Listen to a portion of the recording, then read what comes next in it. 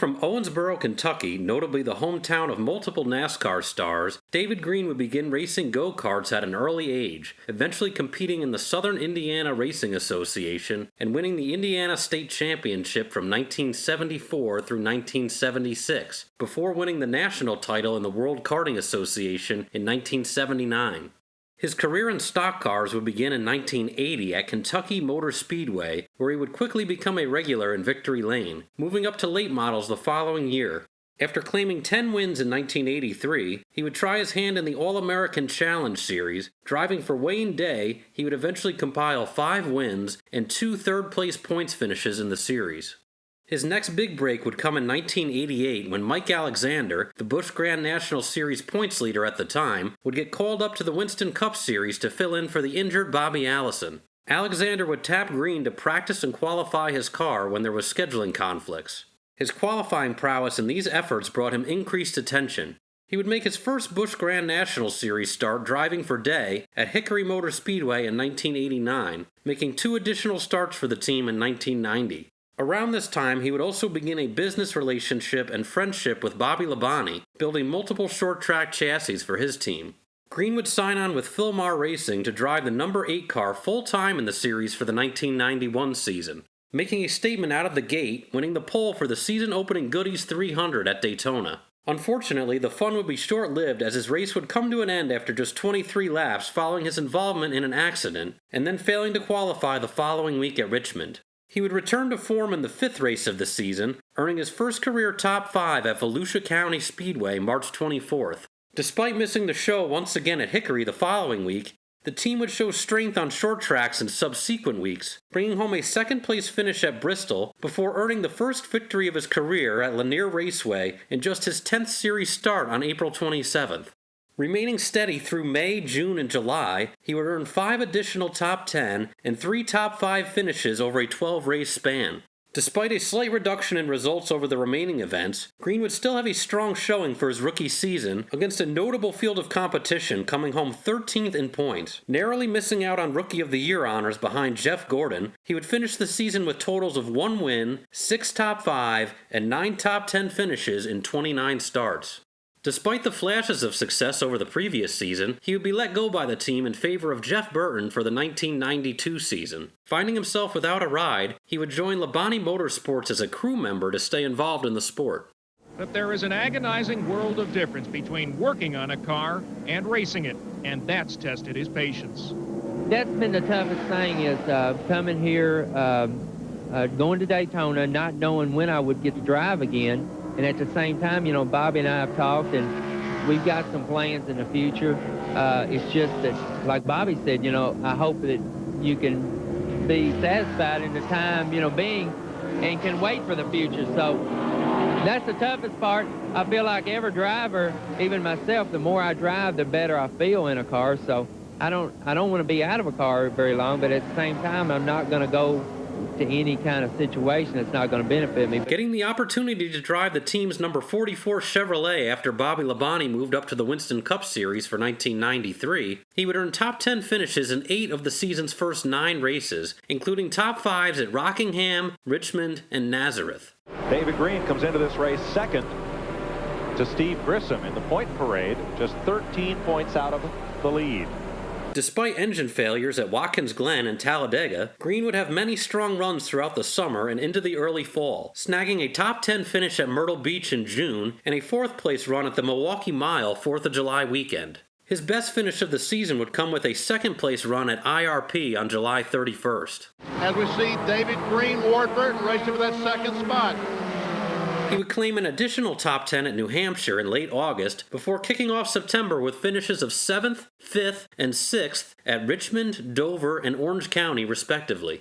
Closing out the season with one more top 10 run at Martinsville, Green would ultimately come home 3rd in the overall standings behind Steve Grissom and Ricky Craven, having earned season totals of 6 top 5 and 16 top 10 finishes in 28 starts.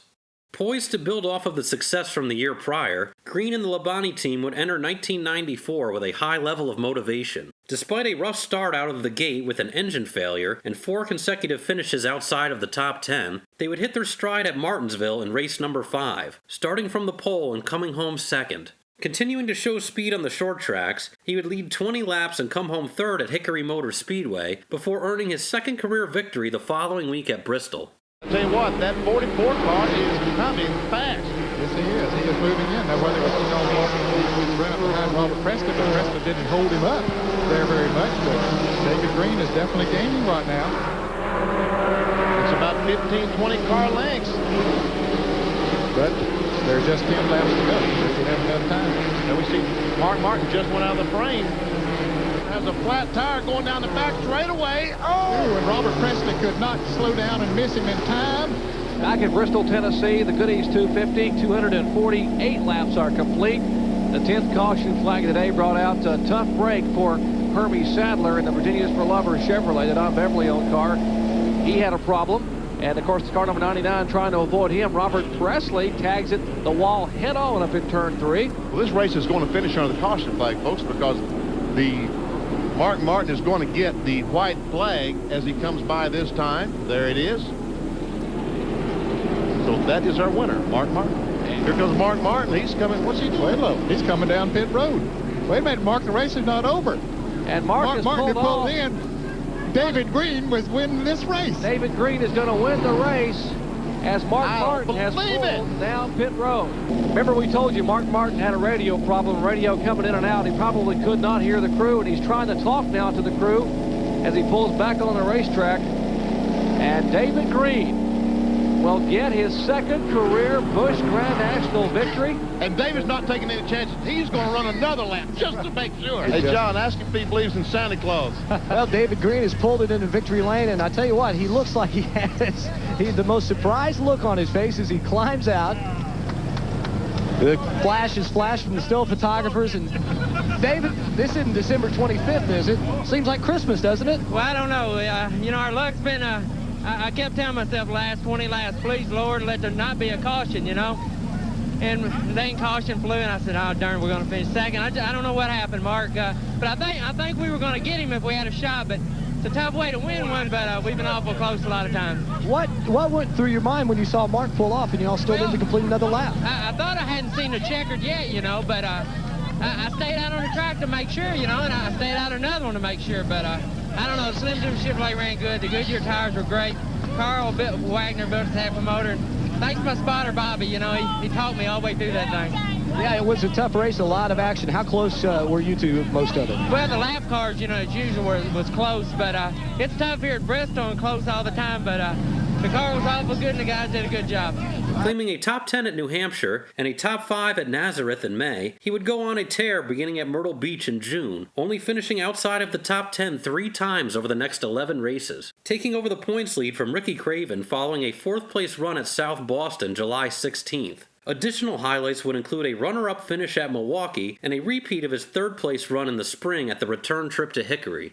Green would finish out the season strong, coming home in the top 10 at IRP in Richmond, earning a 3rd place finish in the return trip to Bristol, and claiming his 3rd runner-up finish of the year at Martinsville. Retaining the point lead throughout, he would take home the championship by 46 points over Craven in just his 3rd full season effort, finishing out the year with season totals of 1 win, 10 top 5, and 14 top 10 finishes in 28 starts. And it's official, with 4 laps to go, David Green has clinched the Busch Grand National Championship. Yeah, he's just riding her to the finish. He could, at 4 laps to go, finish no worse than 22nd. He is the champion. Well, that's exciting for him. I'm so pleased for him and that whole team. That's a great young driver, and it's certainly a great bunch of people that own that car. As of the last restart, regardless of whether Ricky Craven was leading or not, 4 to go. David Green, here's your champion car owner for 1994, Bobby Labonte, as there are 2 to go. And they lead to the crowning of a man I know will be a great champion. Let's meet him with Glenn Jarrett. Well, Mike, we just got a champagne shower here. David Green, I know, first of all, congratulations, but had a few problems that we weren't aware of. I know that had to be the longest 200 miles of your life.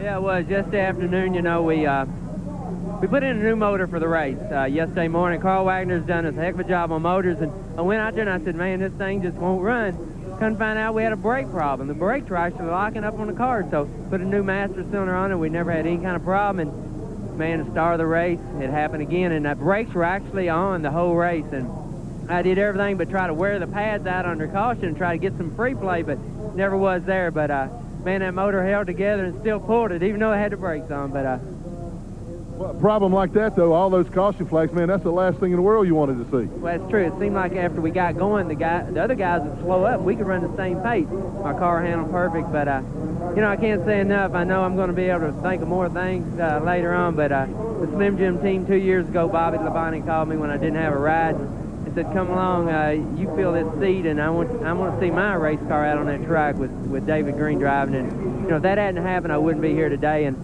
I'm just happy for him and Donna and all those, the Labonte family, for having a championship, not just for Bobby driving a car. Well, he's filled that seat very ably. He is the 1994 Busch Grand National Champion. And, hey, man, here, have a Slim Jim. Let's eat one. Back to you guys. Thank you, Glenn. Here, AC Delco presents the unofficial final Busch Series point standings. David Green captures the championship by 46 points over Ricky Craven. Much like the season prior, 1995 would start off slow for the team, suffering 2 DNFs and no finishes in the top 10 over the opening 4 events. Rebounding at the Nashville Fairgrounds on March 19th, Green would earn his 3rd career victory in the season's 5th event. Battle here. 44 David Green, the series champion. 74 Johnny Benson. That will change second place in favor of David Green. Now he's got to close down on the man that, as a youngster, he used to come here to watch and cheer for, Darrell Waltrip, leading David Green. 41 laps to go, and David Green has passed Darrell Waltrip for the lead. There's David Green, your race leader, defending champion, but he got off to a really slow start this season. David is 24th in the points with 2 to go. David Green was track champion here, won almost every race the year he won the title. What a great homecoming for him. Boy, it's got to feel good. I tell you what, I was lucky enough to win in Charlotte on numerous occasions at my home track, and this means a lot. And David Green, who came in here 24th in points after a very tough start to the season, is on his way back toward the front. White flag in the air, checker to follow, David Green. Chad Little comes off a corner sideways there. He didn't give up. And David Green will get his 3rd career Busch Grand National victory. Gainesville, Georgia in '91, Bristol, Tennessee last year in his championship season. And today, 3 wins, all on short tracks. And a popular homecoming for David Green. It's home for the Waltrips, and it's home today for David Green. He'll get to play a few notes on that Nighthawk Gibson, and that'll hang proudly on the wall of his home. Unfortunately, back-to-back engine failures in subsequent weeks at Darlington and Bristol would derail the momentum, and things would not rebound until the May 21st race at Nazareth, where he would come home 5th. Once again, the turnaround would be short-lived, as 6 consecutive finishes outside the top 10 would follow, including 3 DNFs. Finally reversing course at South Boston Speedway on July 29th, he would lead 80 laps en route to a 3rd-place finish. The following week at IRP would bring about his 8th and final DNF of the season after succumbing to a failed oil pump. Things would level out for the team over the season's final 8 races, earning top 10s at Bristol and Richmond and a top 5 at Rockingham, allowing him to climb back to 12th in the standings by season's end, finishing the year with totals of 1 win, 4 top 5, and 6 top 10 finishes in 26 starts. Following the season, Green and the Labonte Motorsports team would part ways, opening the door for him to sign a contract with owner Buzz McCall and his American Equipment Racing team. With the fresh scenery, he would get off to the best start of his career to date, coming home 12th at Daytona before earning a top 10 at Rockingham, a top 5 at Richmond, and back-to-back runner-up finishes at Atlanta and Nashville. Assuming the points lead in early March, he would kick off a season-long battle with Randy LaJoie for the top spot. Following a 7th-place run at Bristol, he would claim his first victory of the season at Hickory on April 6th. Meanwhile, there is one quick cat right there, David Green. Just joining us, he was on the Busch pole and has led for all of the 29 laps thus far. Where is David Green, who led for the first 86 laps? Well, there he is in the middle of the field, following Randy LaJoie to the front. Glenn Jarrett, how did Dick Green get all the way back there? Eli, they had a bad pit stop. They came in, most of the leaders changed all 4 tires. When Green came in, they had a real problem with the left rear. Dr. Ludd got tongue on it, so he's very deep in the field. David Green's closing 2 right there. There he is, a 95. Well, David Green is driving the type of race that a champion has to run. He cannot get himself up there and battle every lap. But Randy LaJoie right now is second place in the point standings after today. And I'll tell you what, he's moving in there to make this thing a real battle. See David Green there in the 95 car, the yellow and black car. He does not have a mark on that race car, and he has run a super competitive race all day today. That's how you win championships, keeping that race car clean. Fourth place you're looking at now, the 81 Todd Bodine, David Green in the 95, and caution is on the speedway. Spencer's in the 51 as they go along there. David Green makes a move on Randy LaJoie going into turn one. David Green, can he keep the car down? Oh, and Randy LaJoie just about turned him, but gave him a chance to save the race car. Gave him a chance to save it. Yeah, if he'd have stayed on him there, he'd have turned him right around. No doubt. They just got together there, and he checked up to give him a chance to get the car straight again. 163 as David Green grabs second away from Jason Keller. The 95 around the 57. This is going to be good. Just joining us, David Green led the first 86 laps from the pole. Fourth time in a row he has won the Busch pole here at this racetrack. And now he has battled back through traffic and so on. He had some lengthier pit stops, as Glenn was telling us earlier. And now he's back to second with time to chase down Hermie Sadler. LaJoie is very good, but look at David Green move in on Hermie Sadler for the lead right now. You guys back home that are just starting out racing, that's what patience will do on a racetrack. Look at the difference in the two cars. Look at David Green's car, not a mark on it. Hermie goes wide. This is for the lead. Now, Hermie knows he's down there, but he has the preferred line going in the corner. David Green will have to use a lot of moxie right here to get that position. But David Green can turn left right here and make a move up the back straightaway. His car is excellent. 30 laps to go. Hermie Sadler goes wide again. You give David Green enough of those opportunities, he'll grab the spot. What does Sherlock Holmes say? Elementary, my dear Hermie. Yep, that's what it is right now. You see David Green take the lead there. That just goes to prove no matter how small the track, if you're patient and have a great race car and you know what you're doing, you don't have to knock people out of the way. So it's been a couple of hundred laps since David Green had the best seat in the house, but he's back there now. We are back at the Hickory Motor Speedway, 17 laps to go. 17 remaining for the race leader, 95, David Green. David Green, he's not been to victory lane since March of 95, just over a year ago, 28 races ago. That was his third career win in the NASCAR Busch Series. But David Green started from the pole, ends in front, but it's been a tough road getting there, but he has gotten back, and some happy fellas down in the Caterpillar pit area. Super job for David Green, but Buddy Baker, you hit it on the head, and I'm sure we'll hear about it in victory lane. Keeping your cool, stay patient, and look, there's not a blemish on that race car. Plan your work and work your plan. The next week at Nazareth would bring about his third second-place finish of the season. The team would remain strong throughout the summer, earning top 10s at Talladega and Michigan, top 5s at Dover, Watkins Glen, New Hampshire, and IRP, and claiming an additional victory at Myrtle Beach. He'll come to the stripe, and for the second time in 1996, David Green picks up the victory in the Busch Grand National Series. Following top 5s at Darlington and Richmond in early September, he would retain the points lead for a total of 21 consecutive weeks before an 18th place run at Dover and a crash at Charlotte would allow Randy LaJoie to take over the top spot. Putting up a valiant effort over the remaining events, coming home 5th at Rockingham and 9th at Homestead, he would come up just short of taking home his second title by just 29 points. When he is in some heavy traffic, and here comes David Green coming up there. Wow, look at him, 3 abreast, and David Green just split him right in the middle. 5 laps to go.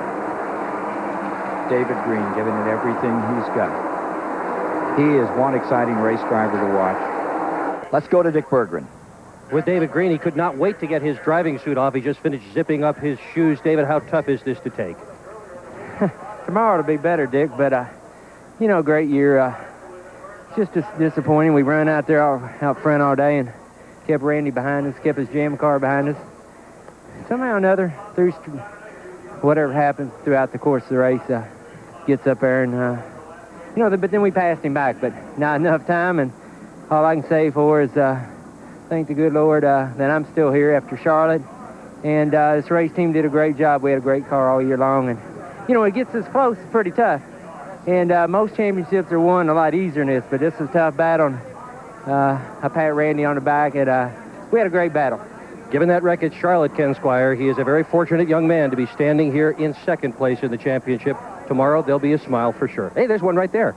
Having been the best statistical season of his career, Green would be voted the series' most popular driver, along with compiling season totals of 2 wins, 13 top 5, and 18 top 10 finishes in 26 starts.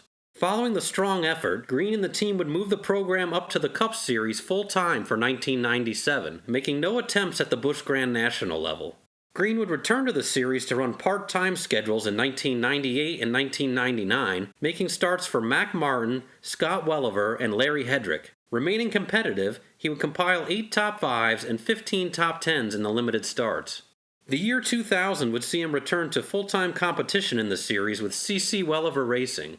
They would hit their stride in race number 4 from Atlanta, bringing home a 6th-place finish and kicking off a 5-race stretch where he wouldn't finish worse than 8th, reaching as high as 5th in points following the series' final trip to date at the Nashville Fairgrounds. Unfortunately, following a crash at Talladega the following week, the team would enter a rough patch that would last until mid-July, with only one top 10 finish coming at New Hampshire over an 11-race stretch. His best run of the season would come at Pikes Peak on July 22nd, leading as late as 14 laps to go before relinquishing the top spot to his brother Jeff and coming home second. But meanwhile, the Green boys have gotten nose to tail. Yes, they Jeff have. Green in the 10, David in the 34. Casey Atwood in that 27. Here's a battle for the lead. David Green. 34. Bringing the 27 with him. Oh, no, the 27 won by both of them. 3 wide. And Atwood gets one of his laps back. He pitted just 4 laps ago. But David Green has taken the lead here. Ray has more on David Green as he challenges again. Bob, David Green is on the radio saying the car's a little bit tight, but he doesn't care about that right now because it's been 69 races since he went to Victory Lane at Myrtle Beach back in 1996. Do you think this guy doesn't have some incentive? A lot of talk in the garage area as to whether David Green will return with this team next year. A victory could really, really help. He's going to try the high side now. He's got position. He's got it. We saw his crew waving him off. Said, go, David, go. Not yet. Now as they come off the corner, David Green has the lead. Got a great run off turn 2. Boy, you could see him in the middle of the corner with a good run. Here he comes down the backstretch, gets to the inside of David, and David holds him off, but now Jeff in the middle of the corner pulls ahead once again. The team would manage 4 additional top 10 runs over the balance of the season, ultimately coming home 8th in the overall standings. With a solid opening effort under the new partnership, Green would compile season totals of 2 top 5 and 11 top 10 finishes in 32 starts. He would return to the number 34 once again for the 2001 season. Unfortunately, results would trend in the wrong direction, and after only managing 6 top 10 finishes, with a best run of 6th over the 33-race season, Green would leave the team at the end of the year. Entering 2002 without a full-time ride, he would make a handful of starts for various owners including Tommy Baldwin, Ted Marsh, and Rudy Rodriguez over the first 6 months of the season, with limited results.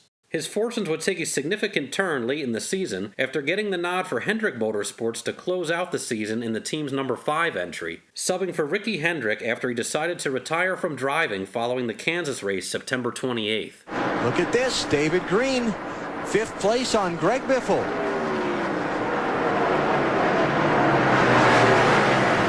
Great drive for David. It's a terrific drive. I talked to David yesterday morning, standing in the rain here in the garage area, and he talked about the fact that he needed to knock some rust off. He had only driven 6 starts so far this season, and he said it is kind of like riding a bicycle. You do get back into the swing of it soon, but those first couple minutes you're back on the bicycle for the first time in a long time. You do have to get your balance again.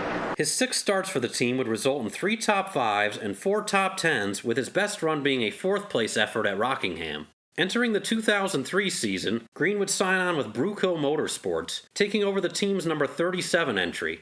After coming home 18th in the season opener from Daytona, he would earn a runner-up finish the following week at Rockingham. Claiming a top 10 at Las Vegas and a top 5 at Bristol, he would return to victory lane at Nashville Superspeedway April 12th, earning his 6th career win and the first in nearly 7 years. Randy LaJoie, the pole sitter. This is the second time this afternoon he's been out front, but the first time he's had David Green gnawing on his back bumper. We continue from the Nashville Superspeedway with NASCAR Busch Series action on FX presented by Subway. It's getting red hot up front. David Green has finally worked his way to the inside of leader Randy LaJoie. And he can't get in the throttle now because Randy's on the outside of him. Again, a squeeze play as they rocket past the start-finish line to turn number 1.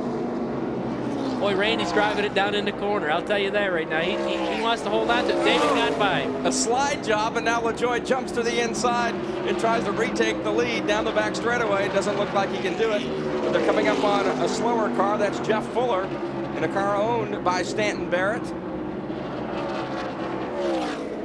And there's David Green. And he's coming. He's coming in a hurry. He's had one of the best cars all day. And as his crew chief said, they just want to be in position at the end of the race to win this thing. And they've accomplished that. Now it's up to David to get it to the front. And David Green, the wily veteran back there, he's a former Busch Series champion. He knows what it takes to win and also take the title. He's back there in the 4th spot. Tongue out, and here's David Green going after Mike Bliss. This is the battle for 3rd. Green may have the best car right now. He's looking awfully good on corner exit. He's made a great run on Mike Bliss. Going to complete the pass down here in the middle of turns 1 and 2. He's getting the best run up out of the bottom of the corners. He will prove very troublesome as they work their way down the back straightaway. When they come back to the line, 7 laps to go. It's getting down to crunch time. Here's David Green inside Ashton Lewis Jr., the Timberwolf Pontiac, trying to fly by that Civil Air Patrol Chevrolet. He does. That's bad news for Johnny Sauter. His car runs through the center of the corner so strong. He's there.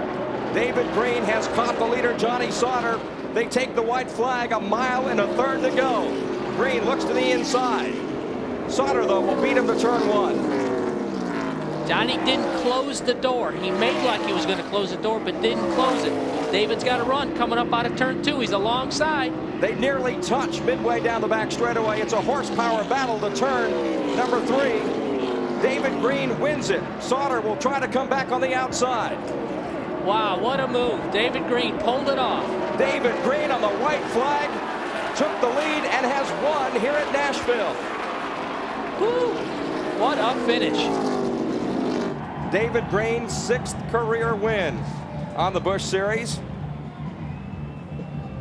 And he is the first Busch regular to win this year. And he's going to have some fun because the Timberwolf Pontiac is about to howl here on the front stretch. And you hear this big crowd here at Nashville cheering David Green. He's a very popular guy. And Brett, he cut his teeth here in the Nashville area early on in his racing career. I'm sure David considers this like his home track. Certainly all the racing he's done in this area, and it's great to see David back in victory lane. He would carry this momentum throughout the rest of the spring and into summer, only finishing outside of the top 10 once over the following 9 races. He would firmly establish himself into the championship fight over this span, taking over the points lead at 2 different points for a total of 4 races. Slipping back to second in the standings after missing the top 10 at Daytona and Chicagoland, he would retake the points lead July 19th after claiming his 2nd victory of the season at New Hampshire. Scott Riggs in the 10, David Green in 37, the top 2 in the NASCAR Busch Series Championship, racing for 2nd place.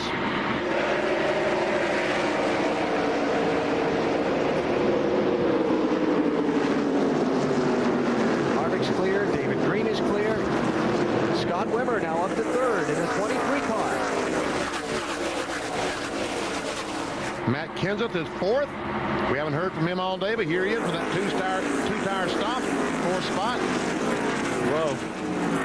Riggs has got his hands full. Check it out. David Green all over Harvick for the race lead. Looky here. Go, David. Harvick was wiggling and wobbling all over turn shoved the nose underneath him and went on by.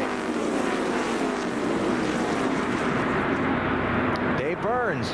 Alan, after the first round of pit stops, they put sticker tires on David's green car, and he said, no more stickers, please. All they had left were scuffs. The last time they came in, they changed 2 right side tires, and they were scuffs, just what David wanted.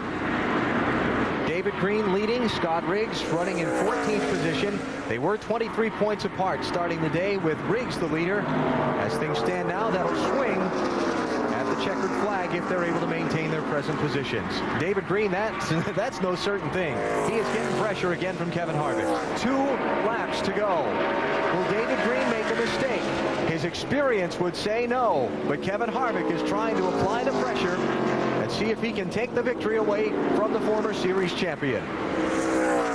So they're coming to the white flag. I think Harvick used all that he had with about 10 laps to go. He tried and gave everything he had and just found out he didn't have quite enough to get by the 37 car. And David did not make a mistake. I mean, he ran his race and he did what he had to do. And he's off turn 2. Final set of corners coming up. David Green got the lead from Kevin Harvick just after a restart at lap 153. Harvick's applied pressure, but David has not faltered. The former NASCAR Busch Series champion is going to get his second win of 2003.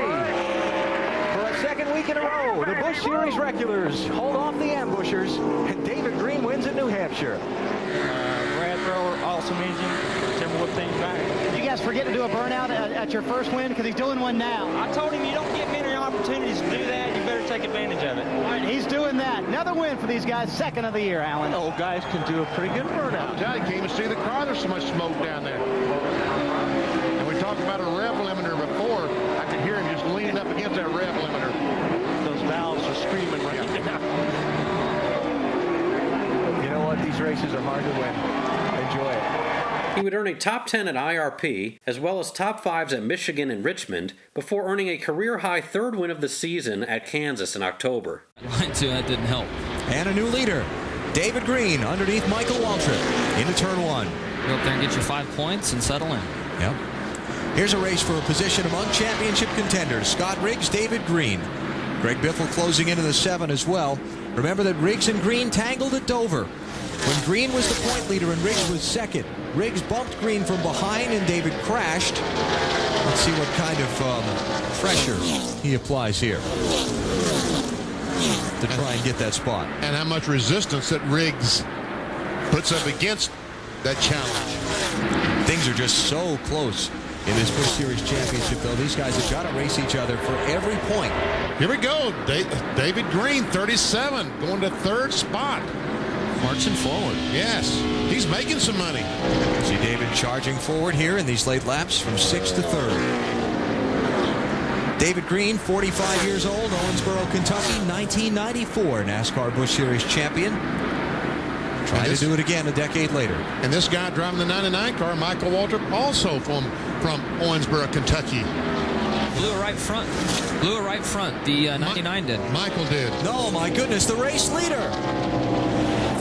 Okay, good start, good start. Hamilton Jr., David Green, Greg Biffle, Kevin Harvick, Jason Keller, the top 5.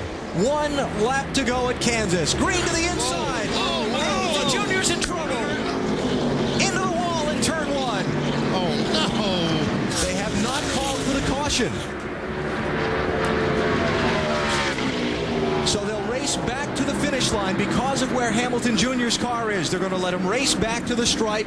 David Green is going to pick up the win. Having battled Scott Riggs for the points lead throughout this stretch, he would go back to the top of the standings and remain there through the following week at Charlotte Motor Speedway after a 6th place run. Earning 3 additional top 10s over the final 5 races of the season amidst a tight 6-way points battle, he would ultimately come up just short of winning a 2nd championship by a mere 14 points. His 4th top 3 and 2nd runner-up points finish would come after season totals of 3 wins, 11 top 5, and 21 top 10 finishes in 34 starts. There's Brian Vickers running in 11th place, David Green running in 9th and closing on 8th, and a whole pack of cars in front of him for position. And it's so strange in a twist here. 1 year ago in this race, David Green was driving that 5 car for Ricky Hendrick. David Green's career was on the rocks. He was basically out of driving, a former champion in this series.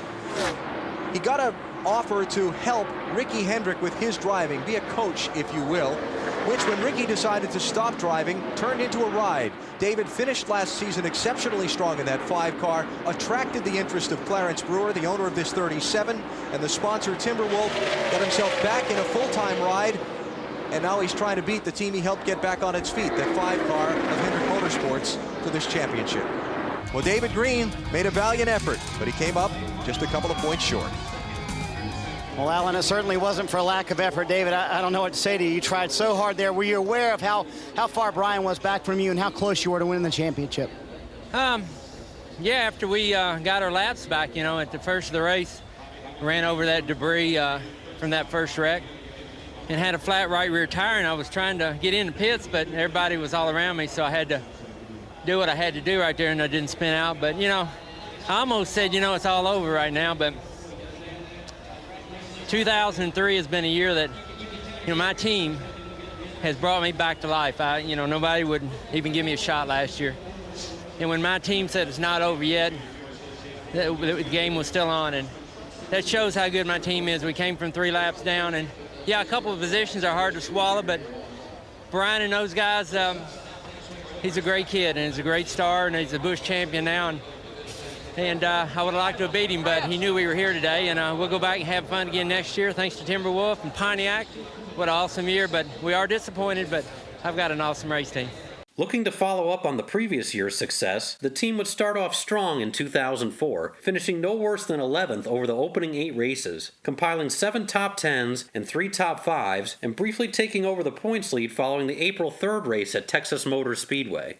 Remaining steady through May and into the summer months, Green would earn 8 additional top 10 and 3 top 5 finishes by Labor Day weekend. Unfortunately, the team would see a slip in performance over the remaining 10 events, with a 10th place run at Dover being the best finish over that span. Green would eventually finish the season 7th in points, having earned season totals of 6 top 5 and 16 top 10 finishes in 34 starts. Remaining with the Bruco team for 2005, Green would move over to the team's number 27 car with sponsorship from Kleenex. He would earn his first top 10 of the year in the season's 4th event at Las Vegas Motor Speedway. Despite running consistently and largely avoiding DNFs, the team would lack speed over the next few months, recording 16 consecutive finishes outside of the top 10. His fortunes would take a turn for the better at Pikes Peak on July 23rd, when he would get around Clint Bowyer for the lead late in the running and record his 9th and final series victory. I'll tell you, David Green closing in on this group. These guys start racing and getting side by side. David's going to try the high side. Gets up alongside Kenny.